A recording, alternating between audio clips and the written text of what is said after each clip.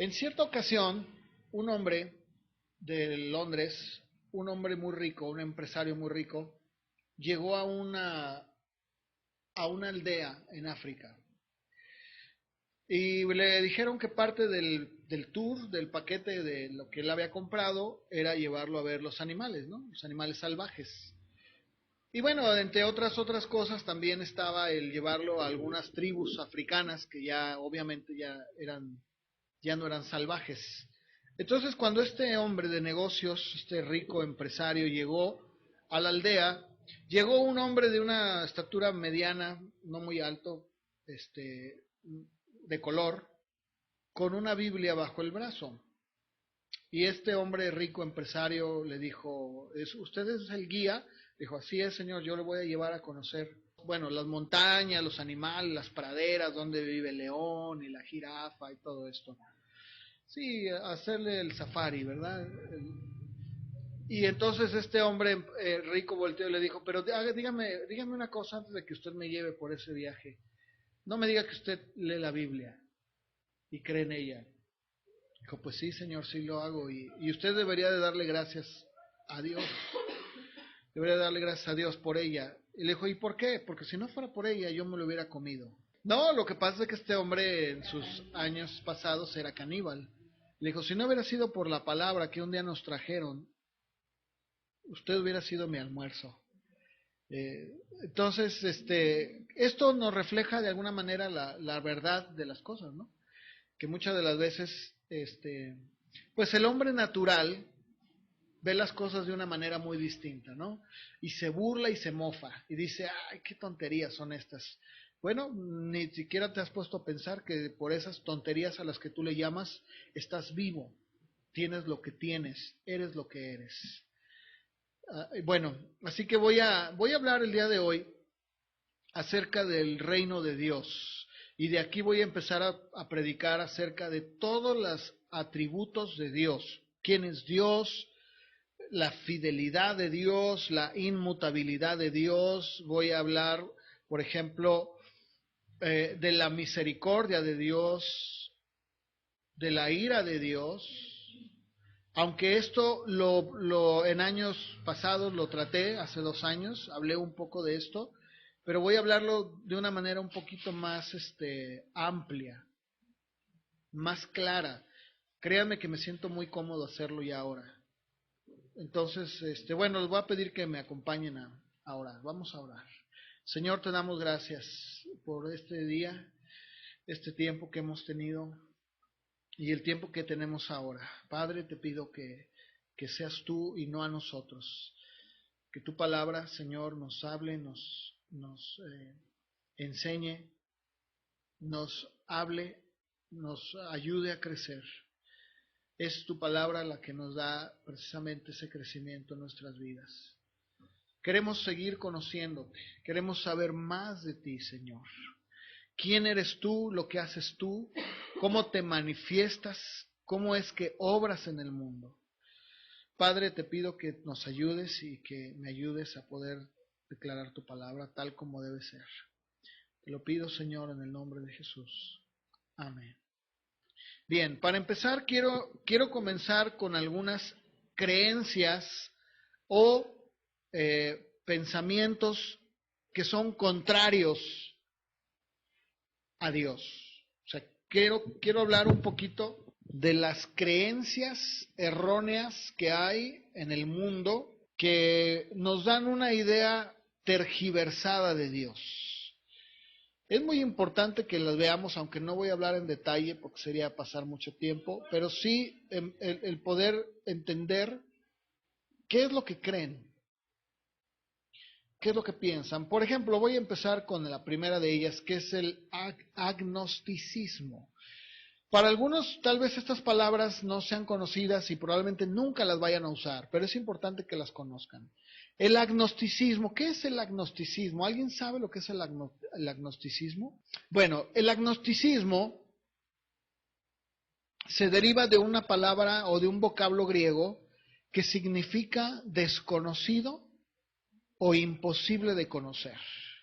Desconocido o imposible de conocer. Ahora, Tal así como el agnosticismo, probablemente muchos no lo conozcan, pero sí puedo decirles así de una manera muy clara, que hay mucha gente agnóstica. O sea, hay mucha gente que niega que el hombre tenga la capacidad para poder conocer a Dios. ¿Han oído ustedes personas que dicen, no, mira, te voy a decir una cosa, tú eres un hombre mortal, humano, con errores, pecador, y por lo tanto es difícil, imposible que tú puedas conocer a Dios. No hay quien pueda conocer a Dios. Así es de que el agnóstico dice, pues yo creo en Dios. El agnóstico no niega a Dios, simplemente dice, es imposible conocer a Dios. Así que cuando tú encuentres a una persona que te diga, no, yo sí creo en Dios, ¿verdad? O el papá de un compañero que diga, no, mi papá sí cree en Dios. Sí. Es más, él dice que tan cree en Dios que dice que es imposible conocer a Dios. O sea, mira, Dios es un ser infinito. Y para poderlo conocer es imposible, nunca vas a poder conocerlo. Ahora, quiero decir algo, efectivamente, nunca vamos a poder conocer a Dios en un sentido absoluto, nunca. Eso es cierto. Pero, hay una gran diferencia entre conocer en un sentido absoluto a Dios y en conocer algunas cosas relativas a Dios. No podemos conocerlo de manera absoluta, pero sí limitada, ¿verdad? ¿Podemos saber de Él? Claro que sí. Por ejemplo, ¿podemos tocar la Tierra? Iván, ¿podemos tocar la Tierra? ¿El planeta Tierra? No, ¿verdad? Pero la Tierra en el que estás, claro que sí. Estamos ahorita sentados, ustedes están sentados sobre parte del planeta Tierra. Eso no significa que puedas abrazarlo. No lo puedes hacer. Nadie puede hacerlo. Pero no te limita a que tú puedas saber que estás sentado en una silla que es parte del planeta Tierra. La Biblia, en este caso, nos dicen que Dios es conocible, que sí se puede conocer. Pero también nos dice la Biblia que en parte conocemos. Esto es muy importante, porque muchas veces ustedes se van a encontrar, tal vez no ahorita, pero más adelante, por ejemplo, cuando uno llega a la preparatoria o cuando uno va creciendo, ¿verdad? Si uno no continúa estudiando, pero se pone a trabajar, uno empieza a conocer personas que dicen, no, mira, yo a Dios lo respeto, pero... Mire, vamos a ver Éxodo 33:20, por favor. Vamos a leer algunas escrituras que nos dicen o que nos hablan o que nos advierten que podemos conocerle a Dios en parte no. Es imposible que podamos conocer todo absoluto de Él, ¿no? Pues es imposible, pero sí podemos saber de Él. Dice el Señor, está con Moisés le dice, Señor, yo quiero conocerte, quiero verte.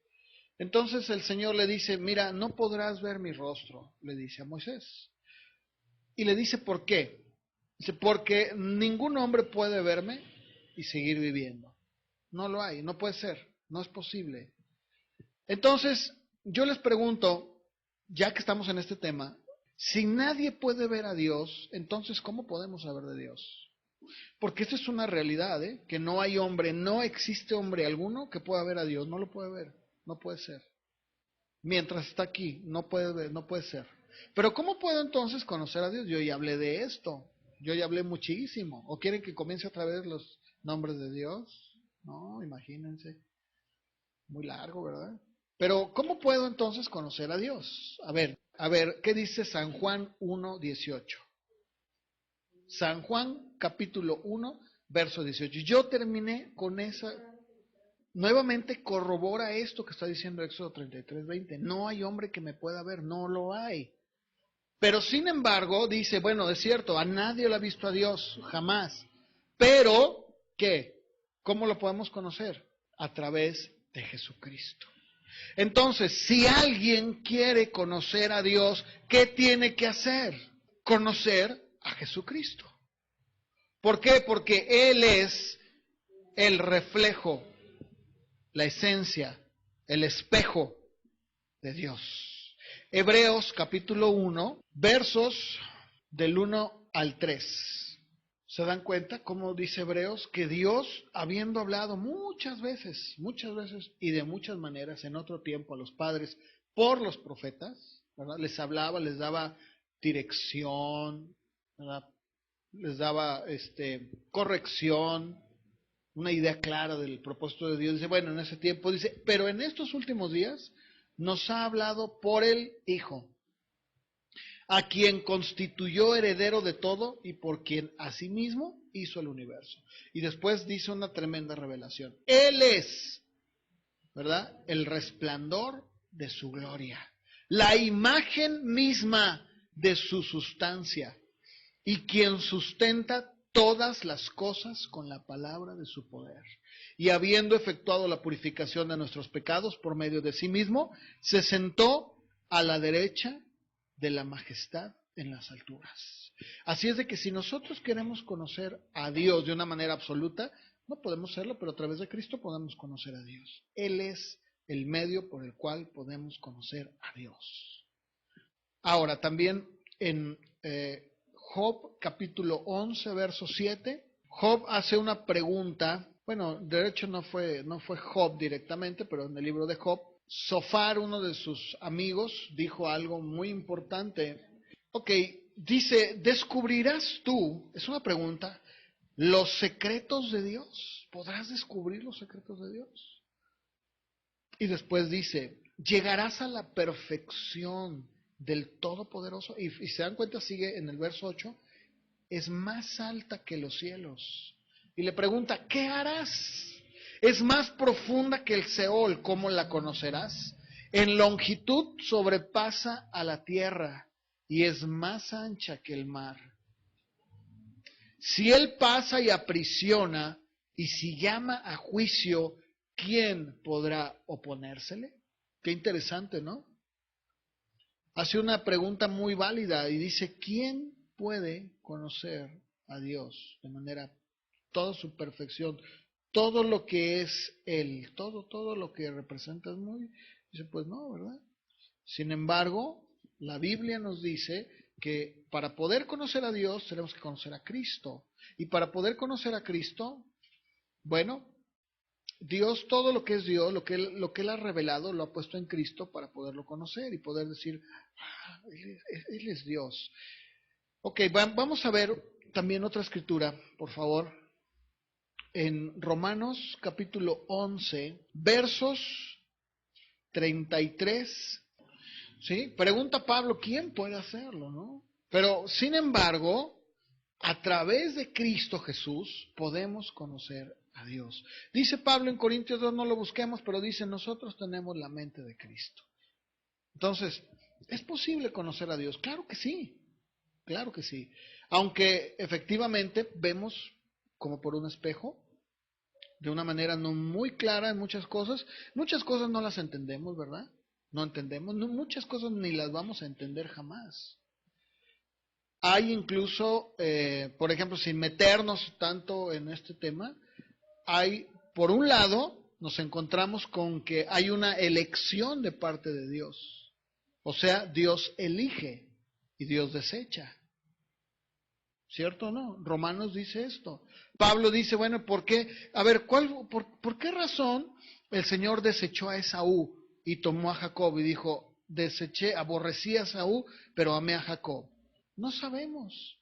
Y por el otro lado, la Biblia dice, venga a mí todo el que esté cansado, ¿no? Diciendo que venga el que sea, abriendo las puertas. Y esto ha causado una gran controversia incluso dentro de la iglesia, porque dicen, bueno, es que Dios elige, y otros dicen, no, no elige, es que cada uno. Bueno, en realidad son las dos. ¿Y cómo podemos llegar a esa conclusión? Porque la Biblia nos dice que Dios elige y a la vez respeta y dice, pues, tienes un libre albedrío, ¿no? Entonces, ¿cómo poder nosotros llegar a conocer todo de una manera tan comprensible? A través de Cristo. Y muchas cosas no las vamos a entender. Voy a poner un ejemplo. Nos encontramos con casos en donde se muere alguien, ¿no? Como el caso del hijo de Víctor, de mi hermano, ¿no? Un jovencito de 17 años. Y sin embargo, tenemos a un rastas, a un vagabundo que vive aquí en la calle y que lo único que hace es, pues, vivir de, de la basura, de lo que le da a la gente, de lo que lava carros. Dices, bueno, ¿por qué un joven de 17 años que servía, que ayudaba en la iglesia, que estaba con su familia, Dios se lo lleva o permite que venga una enfermedad y se lo lleve?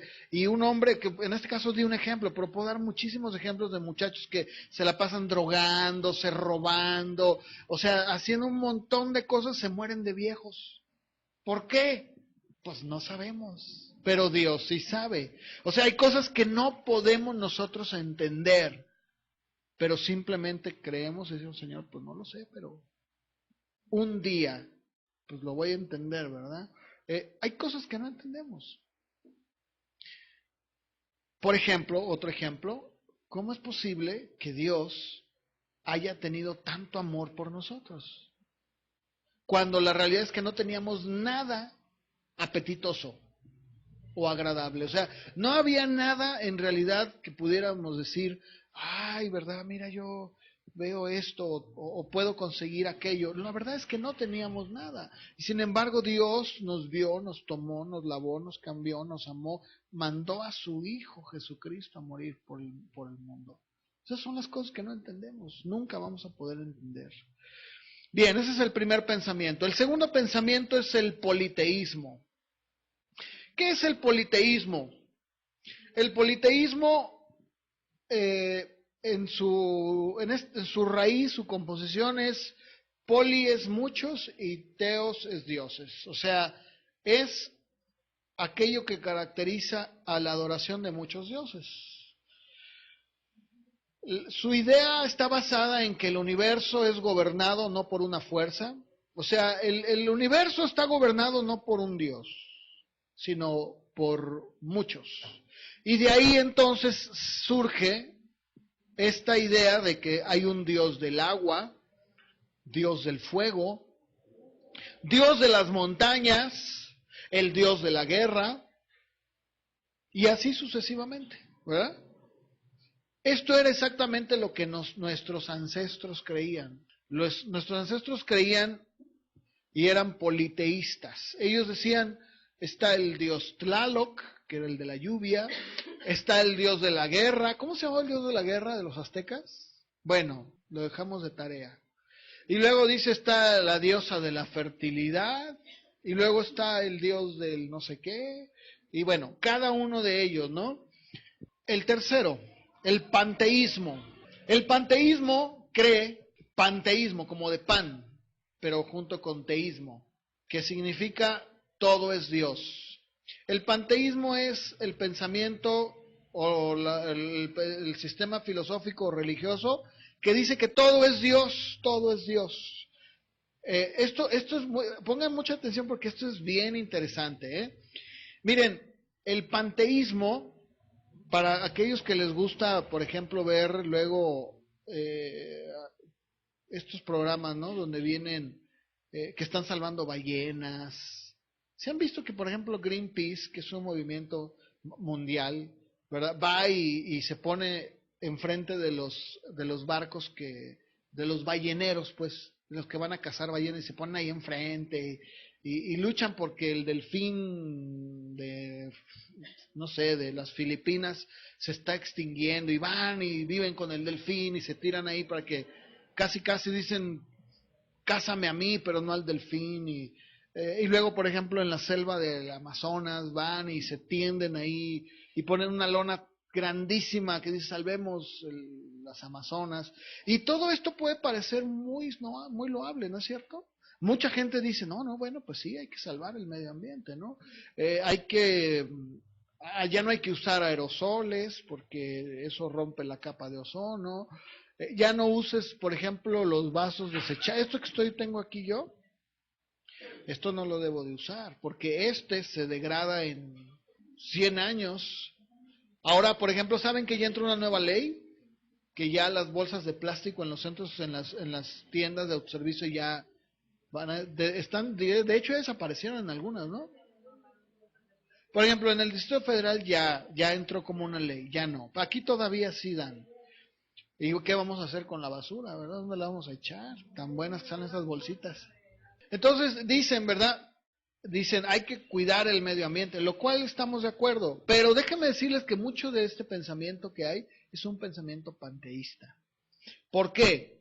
Porque el panteísmo dice que todo es Dios. O sea, los árboles, las piedras. Dicen mi hermano árbol, mi hermano oso. ¿Se acuerdan de esa película de Walt Disney? La madre primavera. Dicen, la madre tierra es generosa. Ah, caramba. Bueno, pues será la tuya, ¿verdad? Que la mía no es. Y luego dicen, por ejemplo, el hermano pájaro, el hermano reptil, el hermano animal. Bueno, que actúa como un animal es otra cosa, ¿verdad? Entonces dice, el panteísmo dice que todo lo que hay en el mundo es parte de Dios y que Dios vive y se expresa mediante estas sustancias y estas fuerzas, de la misma manera que el alma se expresa por medio del cuerpo. En Romanos capítulo 1, versos del 2 al 23, nos habla precisamente del inicio del panteísmo. Algunos dicen que llegó un momento, tal como lo dice Romanos, en que los hombres empezaron a perder de vista a Dios y destituyeron de sus corazones a Dios.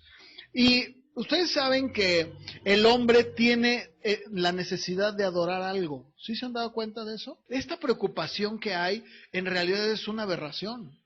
Porque yo lo he dicho. Por ejemplo, en Alaska, ¿no? En Alaska está prohibidísimo. Mira, son multas millonarias. Si tú te atreves a tocar un huevo de un águila cabeza calva. Pero para poder deshacerte de un bebé, una madre que tiene un embarazo, no tiene más que ir a un hospital, meterse y decir no quiero este bebé. Y en ese momento se lo sacan. O sea, y no tiene ningún costo. ¿Cómo es posible que puedas darle tú más valor a un águila o por ejemplo, que tú vayas a cazar, no sé, salmón cuando no es temporada, ¿no? O focas, y que digan, no, una foca, olvídalo, ¿verdad? Te cuesta unas multas millonarias, bueno, muy altas, te meten a la cárcel incluso, pero sin embargo, el que tú a un niño, bueno, un bebé, como repito, ¿verdad? Vayas y lo abortes, pues no tienen, no hay problema, ¿verdad? Dicen ellos, es la decisión tuya, es tu decisión, tú decides. Pues no. ¿Qué sucede? Que el hombre entonces tiene la necesidad de adorar algo. Y para poder ocupar el lugar de Dios, pues empieza a ver, ¿verdad? Y dice, el volcán, ¿verdad? Mi hermano esto, mi hermano el otro, mi hermano aquel. Ese es el panteísmo y hay que tener mucho cuidado con este tipo de pensamiento porque a primera vista nos puede parecer muy bonito, ¿verdad? El que digamos la madre naturaleza es tan bondadosa. No es cierto. Yo voy a hablar del gobierno de Dios, cómo Dios gobierna el universo por medio de leyes. Y una de ellas es lo que el hombre dice, la famosa madre naturaleza, que es un ciclo en el que Dios ha puesto de una manera tan perfecta que todos los recursos se nos generen. Pero no es la madre naturaleza, no existe eso. ¿Cuál madre naturaleza ni qué nada?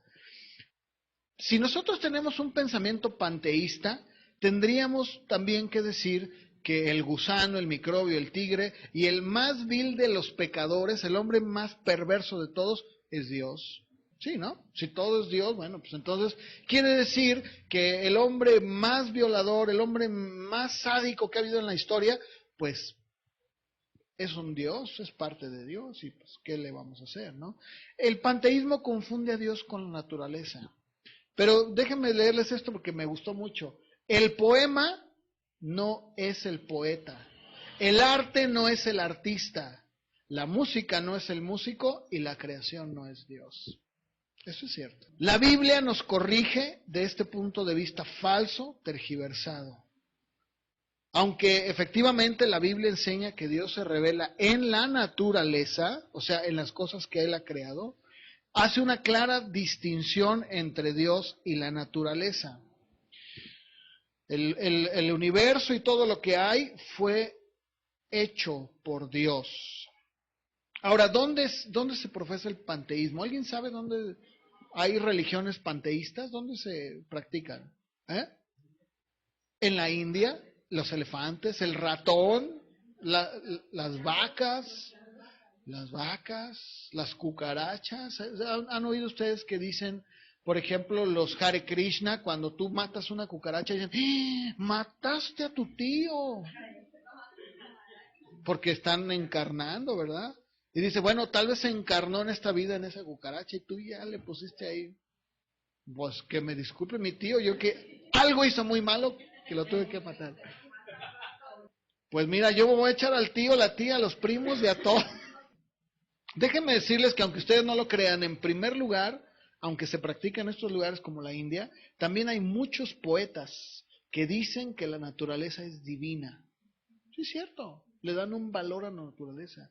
Lo podemos ver, por ejemplo, en partidos políticos, como el Partido Verde que tenemos en México.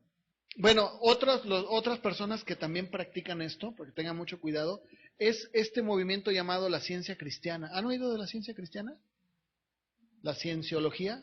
Hay una religión muy fuerte en Hollywood a la que muchos artistas pertenecen, que es la cienciología, o la iglesia de la ciencia cristiana, así se llama. Tengan cuidado, porque luego dicen, yo soy de la iglesia de la ciencia cristiana, el Cristo científico. Ah, mira, me encontré un hermano. No, ¿cuál hermano? Ellos practican una forma de panteísmo, pues ellos creen, o una de sus doctrinas fundamentales es que Dios es todo y todo es Dios. Es un panteísmo idealista, es lo mismo. Ahora, el siguiente punto es el materialismo. ¿El materialismo qué es? El materialismo niega que haya una distinción entre la mente y la materia. O sea, las personas que creen en el materialismo afirman que todas las manifestaciones de la vida y de la mente y todas las fuerzas habidas y por haber son simplemente propiedades de la materia. Ellos dicen, así como el hígado segrega bilis y el cerebro segrega pensamientos, dicen, el hombre es una máquina. Es una máquina, o sea, tú te mueres y se acabó. Nada de que un cielo, un infierno, te moriste, adiós, te comieron los gusanos. Esos son los dichos de los materialistas, ¿no? El materialista dice, el hombre es un animal. Así, nada más. Ahora, con esto, ¿qué es lo que tratan de hacer? Ellos tratan de destruir la idea, o más bien, ellos impulsan la idea de que no existe una naturaleza superior al hombre, que no hay un destino divino. Aunque nos parezca como tosco y absurdo que mucha gente crea esto, déjenme decirles que muchas universidades en el mundo, lo creen. Y dicen que el hombre es una máquina, que no es responsable de sus hechos y que no saben, vamos, qué es bueno y qué es malo. Ellos dicen, el materialista dice, bueno, para mí es malo el brócoli, pero a Reina le encanta el brócoli. ¿Qué es bueno y qué es malo? Nada más rebatir algunos errores del materialismo. Número 1, nuestra conciencia nos dice que somos algo más que materia, que somos distintos a un árbol o a una piedra. Y tenemos algo en nuestra conciencia que se llama sentido común, que nos dice lo que es bueno y lo que es malo. Entonces no es que somos una máquina, no es cierto. Número 2, la experiencia y la observación nos demuestran que la vida solamente procede de una vida existente. Y por lo tanto la vida de este mundo procede de una causa viva. Jamás se ha demostrado que la vida proceda de la materia muerta. ¿Verdad que no? Todo lo que es un ser vivo, llámale en el mundo animal o en el mundo de la naturaleza, de las plantas, todo tiene su origen, todo, en un ser vivo. Todo. Nada nace de algo muerto. Todo surge porque tiene vida. Por ejemplo, ¿han oído ustedes que los científicos dicen, encontramos vida en Marte? Bueno, no es que encontraron a alguien así, ¿verdad? Mira, ahí están saludándolo, hay vida. A lo que se refieren cuando dicen eso es porque encontraron rastros de agua, encontraron muestras, por ejemplo, de oxígeno, células. A eso se refiere. Nada existe ni de la nada ni de algo muerto. No es posible, tal como lo dicen ellos, ¿no? La evidencia que tenemos nosotros en el mundo nos habla de que existe inteligencia y diseño. O sea, el materialismo ciego, ese materialismo de que, pues no, ¿verdad? El hombre es una máquina. Ok, si el hombre es una máquina, yo les pregunto, ¿cuándo han visto que una máquina se fabrique sola? La máquina no produjo al inventor, sino que hubo alguien que le creó. El siguiente es el deísmo. El deísmo admite que hay un Dios personal que creó al mundo. Pero el deísmo dice que después de que Dios creó al mundo, hizo la creación, lo dejó en el mundo para que se gobernara por las leyes naturales. O sea, en palabras más llanas, le dio cuerda al mundo como si fuera un reloj y dejó que marchara sin intervención de su parte. Así es de que el deísta dice, mira, es imposible tener una revelación o creer en los milagros. Todo lo que vivimos, todo lo que hacemos, lo hacemos a través del racionalismo. O sea, todo es a través de lo que tu mente racional lo entiende y así lo razona. El deísmo, o los deístas, dicen, por ejemplo, ¿no? El mar Rojo no se abrió por una fuerza divina. Lo que pasa es de que hubo un viento del norte que chocó con un viento del sur y causó, ¿verdad?, que el mar se abriera. Ah, mira, no, la multiplicación de los panes, es un cuento de niños. Lo que pasa es de que al momento de que alguien vieron al niño que llegó con los panes y los peces, pues todos se motivaron y todos dijeron, pues yo pongo el mío. Automáticamente, ¿qué hizo? Se produjo una cantidad increíble de comida. No, eso es lo que el deísta dice, ¿verdad? Pero sin embargo la Biblia nos dice que efectivamente, Dios está muy encima y separado del mundo y del hombre, si es cierto. Vamos a leer Isaías capítulo 6, verso 1. Fíjense, esta descripción de Isaías 6.1, donde dice que vio al Señor sentado sobre un trono alto y sublime y que sus faldas llenaban el templo, nos sigue hablando de que Dios efectivamente mora en un trono alto y sublime y está separado del hombre. O sea, no puede él estar, digamos, con el pecado. Sin embargo, también la Biblia nos dice que Él está en el mundo y muy cercano al hombre. En Hechos 17:28, vamos a buscarlo, por favor. Hechos 17:28. Porque en Él vivimos. ¿En quién es Él? Dios. ¿Nos movemos en Dios? Sí. Y somos. Como incluso dice Pablo, algunos de sus poetas también han dicho, linaje de Él somos. Entonces, Efesios 4:6, por favor, también acompáñenme a Efesios 4:6, a leerlo. Haciendo una declaración de fe, Pablo dice que creemos en un solo Señor, una sola fe, un solo bautismo, y luego dice, un solo Dios y Padre de todos, y luego aclara, el cual es sobre todos, por todos y en todos. La Biblia es muy clara cuando nos deja ver que efectivamente, por un lado, Dios, no es como la gente, han oído que la gente luego dice, no, yo a Dios no le pido porque está tan ocupado. Híjole, no, yo que ni me oye. De toda la gente en el mundo que le está pidiendo. Bueno, efectivamente, aunque es cierto que Dios está en un trono, en su trono, y gobierna, también la Biblia dice que Él está en el mundo, cerca del hombre. De hecho, Romanos, no lo vamos a leer, pero dice Romanos, dice, cerca de ti está la palabra, está en tu corazón. O sea, no es como, híjole, ¿cómo podría yo conocer a Dios si Dios está tan lejos, ¿verdad? Tan distante de mí. No es cierto. El deísmo recalca con exceso la primera verdad, que está muy lejano, mientras que el panteísmo recalca la segunda. O sea, todo es Dios. Sí, no, Dios es todo es Dios, todo tú, el árbol, la hormiga, el perro, todo es Dios.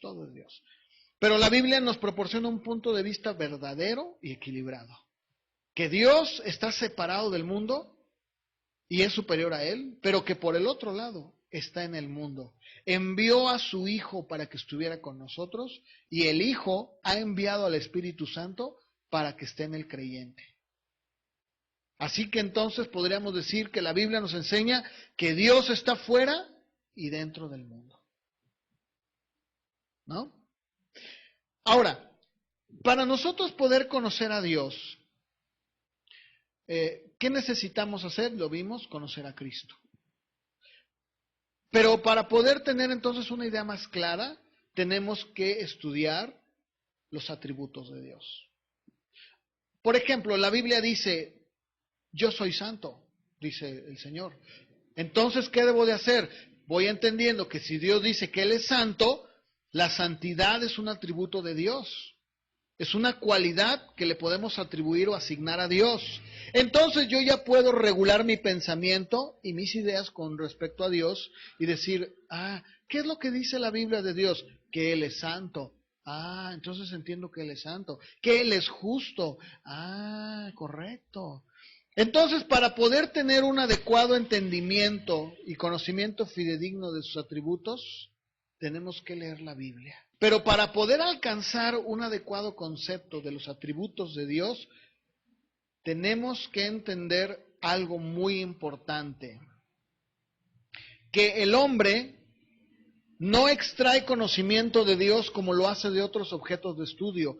¿Se han dado cuenta que algunos biólogos o arqueólogos o antropólogos se van a lugares remotos y dicen, vamos a conocer más de cerca a la cultura de los caldeos?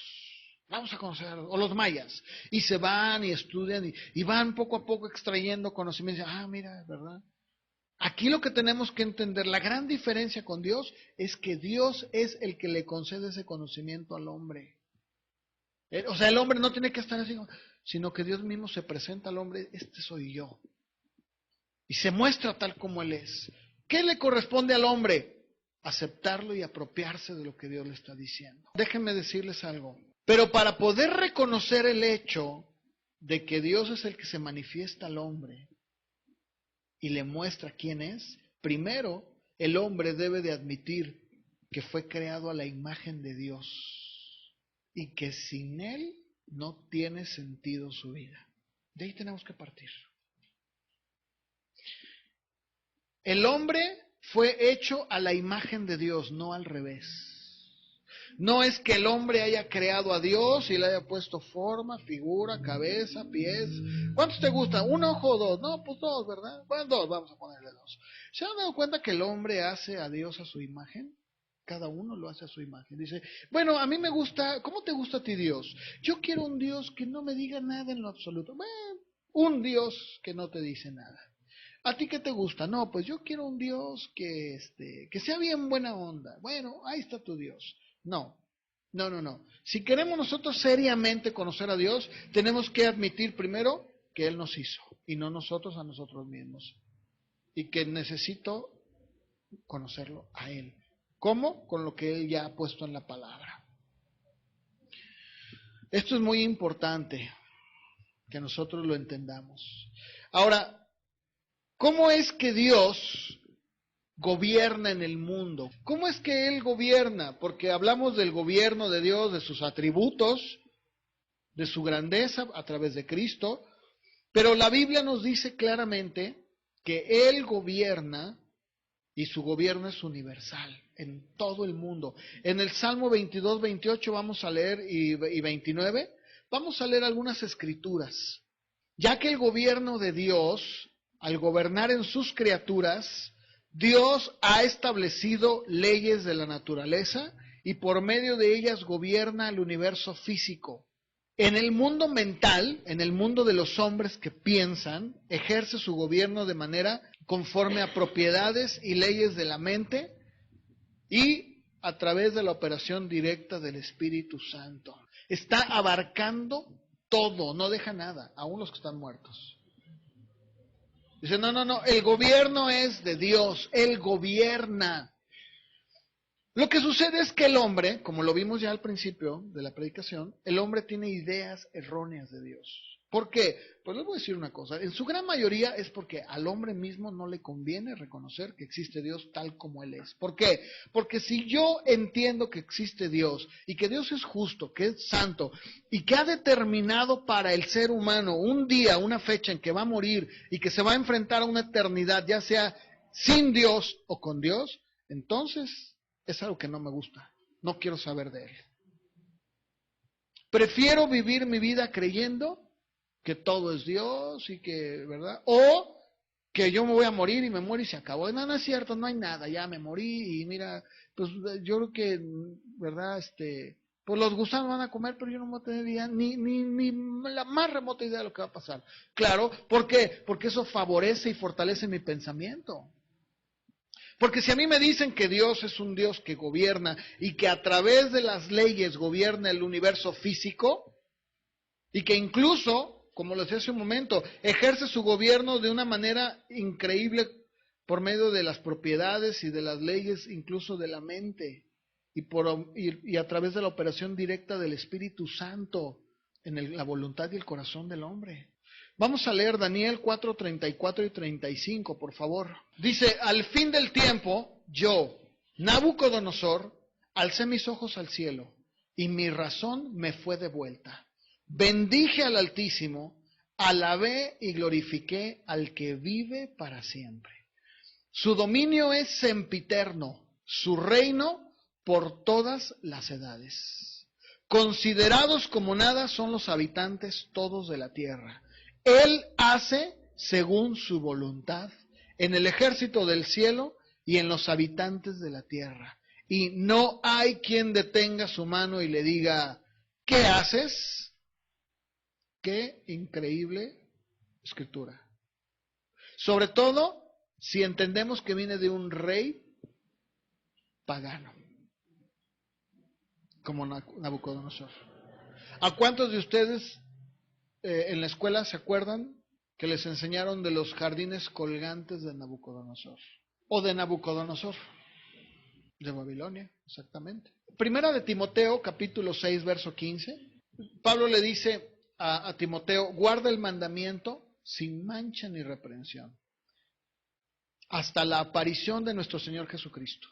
Aparición que a su tiempo mostrará el bienaventurado y solo soberano, Rey de reyes y Señor de señores, el único que tiene inmortalidad, que habita en luz inaccesible y a quien ninguno de los hombres ha visto ni puede ver.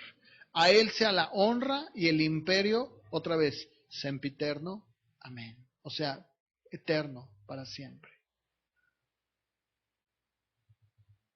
Pero déjenme decirles que el gobierno de Dios, como lo acabamos de ver de una manera general, o sea, que Él gobierna sobre todo, también desciende hacia lo particular y hacia las cosas más insignificantes. Mateo capítulo 10, versos 29 al 31. Dice, no, pregunta Jesús, ¿no se venden 2 pajarillos por un cuarto? Es una pregunta que hace Jesús. Y es muy parecido a lo que vemos aquí en los mercados, ¿verdad? Que ahí están vendiendo los pajarillos, ¿verdad? ¿Se han visto? Pero dice Jesús, pero con todo, ni uno de ellos, que están enjaulados, cae a tierra sin el permiso de su Padre. Pues bien, aún sus cabellos están todos contados. Así que no teman, más valen ustedes que muchos pajarillos y también que muchos cabellos. Eso no lo dice ahí, yo lo dije. Cualquiera pues que me confiese delante de los hombres, también yo le voy a confesar delante de mi Padre que está en los cielos. Fíjate, aún en lo más pequeño. Dice Proverbios 16:33 también, que las suertes se echan en el regazo, pero la decisión es de Jehová. Bueno, para entender un poquito más así, más cristianizada, más en castellano. La gente echa suertes para tomar decisiones, pero el resultado lo determina el Señor. Aún la gente del mundo dice, no, acuérdese de que, ¿verdad?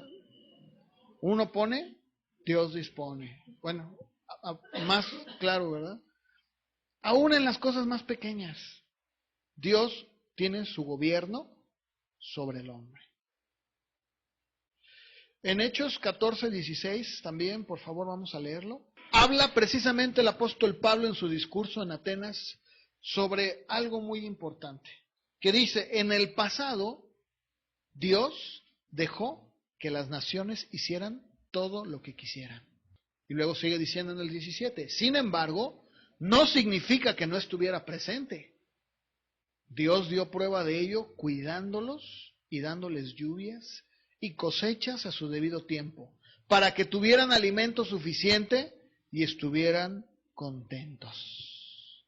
¿De qué está hablando? Del gobierno universal de Dios, aún a pesar de las edades, o a través de las edades, diciendo, mira, aún tus descendientes, nuestros antiguos, a ellos mismos Dios se les manifestó. ¿Cómo? Pues dándoles las lluvias, dándoles cosechas.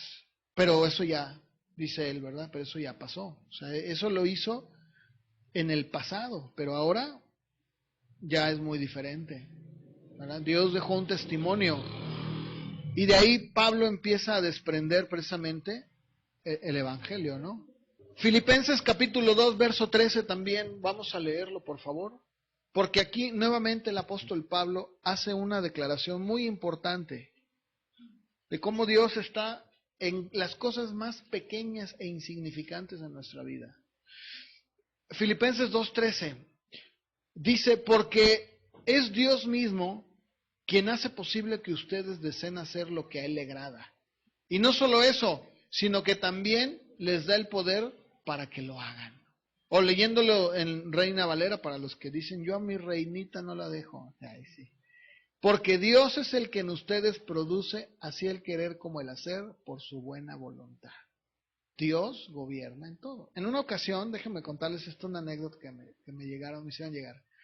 En una ocasión, una mujer cristiana estaba necesitando, ¿verdad? Pues no tenía recursos y dijo, Señor, tú me vas a proveer, tú eres el que me cubre mis necesidades. Y su vecino, que era un brujo, ¿verdad? Dijo, obviamente no escuchó esto, está en su casa, y dijo, le voy a hacer una broma a esta vecina, le voy a mandar una despensa, pero le voy a decir, se la manda a Satanás, para que vea que el diablo, ¿verdad? Y ándale, que va, le toca la puerta, sale la cristiana y dice, sí, dígame, vecino. ¿Cómo está, vecina? Pues yo bien, mire, gracias a Dios. ¿Qué cree? Pues le traigo una despensa. ¿Cómo? Sí, pero ¿sabe qué? Se la traigo de parte de Satanás. Dijo, gloria a Dios. Mira, hasta el mismo chamuco lo usa para bendecir a sus hijos. ¡Gracias! Esto es una verdad, ¿no? Esto habla de cómo Dios usa incluso hasta lo peor para poderte dar, ¿no? Él gobierna en todo. Y dice, pues Dios es el que produce en ustedes el querer como el hacer por su buena voluntad. Aún en estas cosas podemos ir como esta hermana, ¿verdad? Señor, gracias porque usaste al chamuco para poderme darme mi despensita, ¿verdad? Bueno, en Isaías 33:22, vamos a leerlo también, por favor. Isaías 33:22. Desde antiguo, los profetas hablaban del control divino. Hablaban de Dios como rey. Pero también no solamente hablaba del rey en Israel, también hablaban de que Él reinaría entre las naciones. En el Salmo 47, verso 9, es más, bueno, es que es bien largo, ¿no? Pues es que todo el Salmo 47 habla del reino de Dios sobre las naciones. Todo, ¿verdad? Canten a Dios, canten a nuestro rey, porque Dios es el rey de toda la tierra. Dios reina sobre las naciones, se sienta sobre su santo trono. Los príncipes de los pueblos se reunieron como el pueblo del Dios de Abraham. Y si leen el Salmo 47 se van a dar cuenta que todo ese Salmo está dedicado exclusivamente a decir Dios reina sobre las naciones. Entonces, nada puede evadir su gobierno, nada. Decía el salmista, ¿a dónde me iré de tu presencia? Si me voy al fondo del mar, ahí estás tú. Es más, si me voy a lo más arriba del cerro, en el aprisco, allá en las montañas, ahí estás tú. Si me escondo en una cueva, ahí estás tú. Nada se puede esconder de su gobierno, nada. Aunque la gente diga, ¿verdad? No, yo hago lo que quiero y es más, yo ni siquiera voy a hacer lo que me dicen. Estás haciendo la voluntad de Dios. porque todo está bajo su gobierno. La semana que entra voy a hablar, porque quiero seguir con este tema, sobre el reino de Dios anunciado en la Biblia. O más bien, ¿qué era este reino? Porque estamos hablando de que Él gobierna, ¿no? Él reina sobre todo. Estamos viendo ya cuáles son los pensamientos distintos, erróneos, contrarios a lo que Dios dice en la palabra. Pero también vamos a ver cómo Dios efectivamente prometió un reino venidero. Pero la pregunta es, ¿cómo iba a ser este reino venidero? Porque si Él gobierna sobre todo, Él está en todo, hasta en lo más mínimo, como ya lo leímos, también la Biblia nos dice que Él reinaría con poder. Y cuando dice que Él reinaría con poder, dice que lo iba a hacer a través del Mesías. Pero entonces, ¿cómo es ese reino? ¿Cómo es ese gobierno?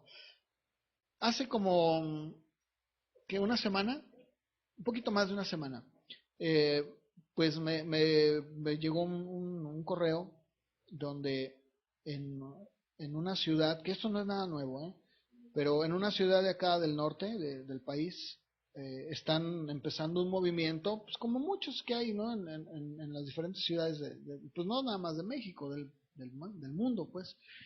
Pero hay un pensamiento muy arraigado, muy arraigado dentro de la iglesia, en algunos sectores de la iglesia, pues no en toda la iglesia, que nos hablan acerca del reino venidero de Cristo y hablan del gobierno de Dios en la tierra. Pero la cuestión es que esta idea, este pensamiento del gobierno de Dios es un pensamiento erróneo. ¿Por qué? Porque, por ejemplo, ellos dicen, ellos exponen esto, dicen, hay 7 montañas de poder en el mundo. No me acuerdo de todas, pero a grandes rasgos dicen, una de ellas, una montaña de poder en el mundo son los medios de comunicación. Otra, la política. Otra, las artes, o sea, la música y las artes. Otra,